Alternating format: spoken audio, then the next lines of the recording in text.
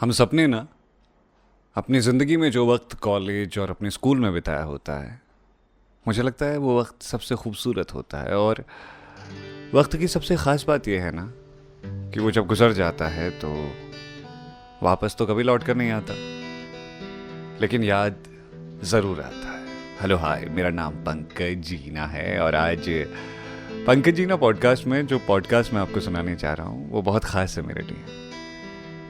ये पॉडकास्ट इसलिए ख़ास है क्योंकि मेरी पढ़ाई लिखाई जिस सरकारी इंटर कॉलेज में हुई है, उस सरकारी इंटर कॉलेज की बहुत सी यादें हैं इस पॉडकास्ट में। वो सारी बातें, वो सारी यादें जो हमारे हिस्से में आई हैं, जिनको हमने अपनी ज़िंदगी में अपनाया है, उन्हें आज लेकर के आए हैं हम इस पॉडकास्ट में।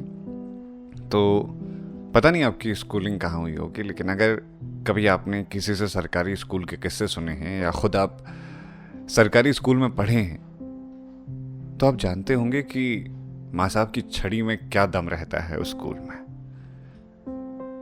वक्त के साथ बहुत सी चीज़ें बदल गई हैं। अभी हमने देखा है कि टीचर्स बहुत ज़्यादा एडवांस हो गए हैं और बहुत प्यार से, सलीके से बच्चों को पढ़ाया जाता है। लेकिन जिस स्कूल से मेरी पढ़ाई लिखाई हुई है, वहाँ मामला कुछ अलग था। वहाँ माँ साहब मुख से बहुत कम बोलते थे। जब भी बोलती थी उनकी छड़ी बोलती थी, और उस छड़ी के दर्द के निशान आज तक मेरे जहन में मौजूद हैं। आज भी कभी कभी उस दौर को याद करता हूँ तो लगता है कि यार वो दौर खूबसूरत तो था, लेकिन उस दौर की कुछ यादें बड़ी शानदार थी। मतलब शानदार क्या थी, दर्दनाक थी। जो अब याद आती हैं तो एक हुक सी उठती है और लगता है कि अरे नहीं नहीं नहीं, वहाँ नहीं पहुँचना अभी, वो माँ साहब की छड़ी के आगे नहीं पहुँचना, स्कूल कॉलेज में तो वापस से पहुँचना है। हाँ, मालूम है कि जो चीज़ें वापस नहीं लौट सकती उन्हें अब याद किया जा सकता है। ज़िंदगी जब आगे बढ़ी, ज़िंदगी की ठोकरें लगी, तो पता चला कि हाँ यार, माँ साहब की छड़ी में उतना दर्द नहीं था जितना दर्द ये ज़िंदगी दे रही है। खैर चलिए, अब ज़्यादा देर ना लगाते हुए आपको ले जाते हैं। ये ज़बान क्यों काँप रही है, क्योंकि माँ साहब की छड़ी की बात होने वाली है आज। तो आज की कहानी का नाम है क्षेत्रपाल सर और उनकी छड़ी। पता नहीं अब कहाँ होंगे क्षेत्रपाल सर।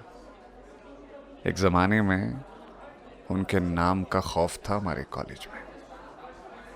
मेरी पढ़ाई लिखाई एक सरकारी कॉलेज से हुई है, जहाँ फीस तो बहुत कम थी, लेकिन माँ साहब की मार बहुत ज़्यादा पड़ती थी।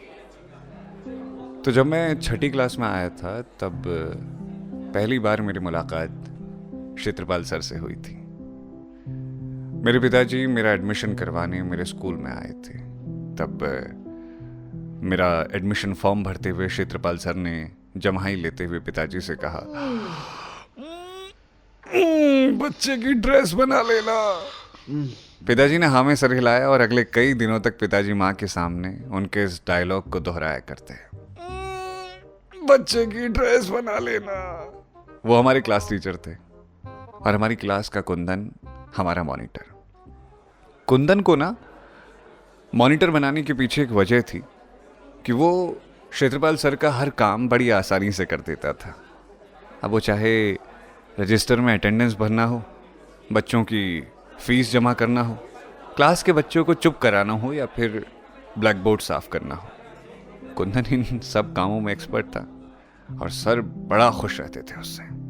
वैसे उन दिनों ब्लैक बोर्ड साफ करना, रजिस्टर में अटेंडेंस लगाना बड़े सम्मान की बात मानी जाती थी। मैंने अक्सर देखा था, हम सब में ना गुरुजी का फेवरेट होने की एक होड़ लगी रहती थी। गुरुजी जिस बच्चे को एक बार अच्छा समझ लेते थे, उसे बहुत सी सुविधाएं मिलती थी। जैसे उसे क्लास में कम पीटा जाता था, उसकी कॉपी बार बार चेक नहीं की जाती थी, उसको थोड़ा इज्जत मिलती थी, और गुरुजी कभी कभार उसकी गलतियों को भी माफ़ कर देते थे। तो क्षेत्रपाल सर के साथ 6 क्लास से लेकर 10वीं तक का सफ़र तय किया है हमने। उनको हाई ब्लड प्रेशर से रिलेटेड कोई बीमारी थी। जब भी उनको गुस्सा आता था, उनका चेहरा लाल हो जाता था। वो उस वक्त खुद को कंट्रोल में नहीं रख पाते थे। हमने उनके इस विकराल रूप में कई बार उनकी छड़ी से मार खाई है। एक बार की बात है, स्कूल के कुछ बच्चों ने उनका कुछ नाम रख दिया था। वो नाम इतना बुरा था कि मैं उसका जिक्र यहाँ नहीं कर सकता। तो अमूमन हर स्कूल और कॉलेज में हम टीचर्स के कुछ अलग से नाम रख देते। शायद ये सिलसिला आज भी चलता हो, लेकिन हमारे वक्त में तो ये कुछ ज़्यादा ही था। सर को पता था कि उनका नामकरण कर दिया गया है। एक बार एक लड़के ने जानबूझकर उनका नाम उनके पीछे चिल्ला दिया और उसके बाद वो वापस अपनी क्लास में आ गया। थोड़ी देर बाद क्षेत्रपाल सर दौड़ते हुए आए और इस वक्त उनके हाथ में एक मोटी छड़ी थी। उस दिन उनके सामने जो आया वो पीटा गया। सिर्फ पीटा नहीं, इतना पीटा गया कि किसी के पीठ में लगी, किसी के हाथ में, किसी के पैर में चोट आई तो किसी के चेहरे पे। ऐसा लग रहा था जैसे किसी पहाड़ी इलाके में बादल फटने से अफरा तफरी मच गई हो। क्लास के सारे बच्चे जैसे तैसे खुद को बचाने के लिए क्लास से बाहर भागे थे। उस दिन बहुत देर में उनका गुस्सा खत्म हुआ। जब उन्होंने अपने गुस्से को थोड़ा ख़त्म किया तो जेब से एक दवा की शीशी निकाली और उससे दवा निकालकर वो खाने लगे। मैं उस दिन को आज भी याद करता हूँ ना, तो मुझे डर लगने लगता है। वैसे उस दिन के बाद से किसी भी लड़के ने सर का नाम बिगाड़ने की गलती नहीं की। हमारे स्कूल में वो दिन कहानी बनकर कई बरसों तक सुनाया गया। लोग वक्त के साथ उस कहानी को और ज़्यादा बड़ा चढ़ाकर बताने लगे। इससे सर का एक खौफ लोगों के मन में बैठ गया और अब लोग कैसे भी करके क्षेत्रपाल सर से बचना जानते थे और चुपचाप उनकी क्लास में बैठकर उनके लेक्चर को सुन लेते थे। अक्षय कुमार की एक फिल्म है बच्चन पांडे। उस फिल्म का एक डायलॉग है कि भौकाल बनाए रखने के खातिर भय बनाए रखना बेहद ज़रूरी है। तो सर का भौकाल बहुत गजब का हो गया था। वो सामाजिक विज्ञान पढ़ाते थे हमको। उन्होंने हमको यूरोप से लेकर हिंदुस्तान की क्रांति के हर एक चैप्टर अपनी छड़ी के दम पर याद करवाए थे। एक बार कुछ यूं हुआ कि हिंदी के सब्जेक्ट के साथ अनिवार्य संस्कृत सिलेबस का हिस्सा हो गई थी। तो हिंदी पढ़ाने वाले सर ने क्षेत्रपाल सर से रिक्वेस्ट की कि गुरुजी आप इन बच्चों को संस्कृत पढ़ा दीजिए। और उसके बाद शुरू हुआ पठती पठतौ पठंती का खेल। गुरुजी का आदेश था कि ये लकार सभी को याद रहने चाहिए और याद करने में तो मेरी बुद्धि वैसे ही कम काम किया करती थी। दिमाग में अब वो संस्कृत वाले लकार तो याद नहीं है, लेकिन गुरुजी की छड़ी से जो दर्द उठता था ना, वो हूबहू आज भी वैसे ही याद है। उनकी सजा देने का तरीका बिल्कुल अलग था यार। कभी कभी हम सोचते थे क्या कलेजा नहीं कांपता होगा उनका। कभी पेंसिल हाथ में फंसा कर वो बेत चला देते, कभी मुर्गा बनाकर घंटों बिठा कर रखते। उनके विरोध में कभी शब्द नहीं निकले, लेकिन आंसू खूब बहाए हैं हमने। आज इतने बरसों के बाद जब उन दिनों को याद करता हूँ ना, तो सोचता हूँ कि हमारी यादों में किताबों से ज़्यादा तो माँ साहब की मार के किस्से हैं। खैर अब अपने शहर जाना नहीं होता।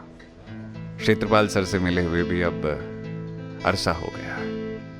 पता नहीं अब वो पहचानते भी होंगे या नहीं, लेकिन उनके सानिध्य में बिताए पल अब भी खूब याद आते हैं। क्या आपके साथ भी हुआ है ऐसा? कोई ऐसे टीचर जिनकी डांट और पिटाई उनकी पढ़ाई से भी ज़्यादा याद हो आपको? क्या अब मिल पाते हैं आप अपने टीचर्स से? बताइएगा। फेसबुक और इंस्टाग्राम पे पंकज जीना के नाम से आपको मेरा अकाउंट मिल जाएगा, तो वहाँ आप डीएम करके बता सकते हैं या फिर यहाँ कमेंट करके आप अपनी बात बता सकते हैं, अपनी यादों को बता सकते हैं। तो ये था आज का पॉडकास्ट। उम्मीद है कि ये पॉडकास्ट आपको पसंद आया होगा। बहुत सी यादें जुड़ी हैं ना इन यादों के साथ। तो ये जो कहानी मैंने बताई, इसमें पूरी यादों को तो एक साथ नहीं बताया जा सकता। जीआईसी जलीकोट के दिन इतने शानदार रहे थे और इतने खूबसूरत रहे थे कि अब भी याद करता हूँ तो चेहरे पे अपने आप ही एक मुस्कुराहट आ जाती है। और सिर्फ क्षेत्रपाल सर की कहानी नहीं थी वहाँ हर टीचर अपने आप में बड़े खास थे। चाहे वो खान साहब हों, चाहे वो पीटीआई सर हों, इन सब की कहानी पिटारे में संभाल कर रखी है मैंने। कभी वक्त आएगा तो पीटीआई माँ साहब की कहानी सुनाऊंगा। पीटीआई माँ साहब की कहानी में ख़ास बात यह है कि वो जितनी कुटाई हमारी लगाते थे उससे ज़्यादा शानदार कहानियाँ सुनाते थे। उन्होंने बताया था कि इमेजिनेशन कैसे की जा सकती है। वो हर एक चीज़ को कल्पनाओं से जोड़ लेते थे। कहते थे ये दुनिया ना दुनिया नहीं है, ये दुनिया एक कहानी है। हर चीज को कहानी के हिसाब से देखा करो, आस पास, यहां वहां, इधर उधर, हर एक चीज कहानी है। जब वो कोई बात बताते थे तो मुझे ऐसा लगता था मैं कोई फिल्म देख रहा हूं। फिल्म देखते देखते हम उनकी इमेजिनेशन की दुनिया में खो जाते थे। मुझे कभी कभी ऐसा लगता है कि पीटीआई सर के पास ना एक ऐसी शक्ति थी कि वो लोगों को बांध कर रखते थे। वो बच्चों पे चिल्लाते नहीं थे कि चुप रहो, कोई हल्ला नहीं करेगा, आप एकदम खामोश। नहीं नहीं नहीं, पीटीआई मां साहब का ऐसा सीन कभी नहीं देखा। वो बिठाते थे और उसके बाद कहानी सुनाते थे। कहानी सुनाते हुए बच्चे चुपचाप उन्हें देखते थे और वो उन बच्चों को देखकर ये खुश हो जाया करते थे, क्योंकि बच्चे खामोशी ओढ़ना जानते थे, उन्हें सुनना जानते थे। खैर, जैसे के दिनों में एक खास बात ये भी थी कि वो क्लासेस जिन्हें पढ़ने का मन नहीं करता था, उनमें 3 दिन हम नहीं जाते थे और 3 दिन मां साहब नहीं आते थे। कुल मिलाकर के पूरा हफ्ता ऐसे ही बीत जाता था और इतवार तो हमारा घर पे ही बीतता था।